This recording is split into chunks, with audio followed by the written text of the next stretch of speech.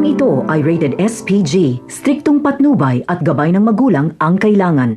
Sa pagdating ni David sa mansyon ay agad na ibabalita sa kanya ni Olga na matagal nang nagkikita si Ramon at Marites at may relasyon ang dalawa.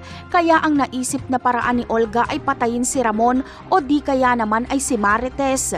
Hindi makakapagdesisyon si David pero mas isasakripisyo niya ang sariling ina kesa kay Ramon dahil mahihirapan silang patayin si Ramon at hindi pa malinaw kung sa kanya ipapamana ni Ramon ang kanilang mga kayamanan.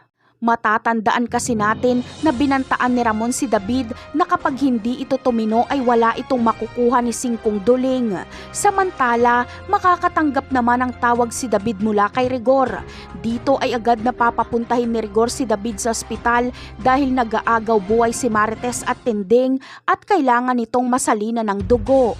Mapapangiti lang si David kapag malaman ang nangyari sa kanyang ina dahil siniswerte daw siya dahil kapag hindi masalina ng dugo ang kanyang ina ay mamamatay ito.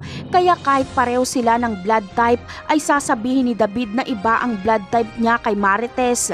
Sasabihin niyang ang kanyang tatay ang kapareho niya ng dugo. Habang si Santino naman ay gustong-gustong mag-donate ng dugo pero hindi pwede dahil kay Rigor siya nagmana ng dugo. Kaya naman, tanging si Tanggol na lang ang pag-asa.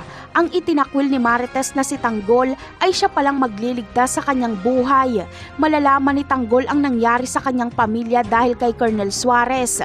Sasabihin ito sa kanya sa kanilang pagkikita sa pasugalan. Napakarami pa nating dapat abangan sa mga susunod na episode. Paalam!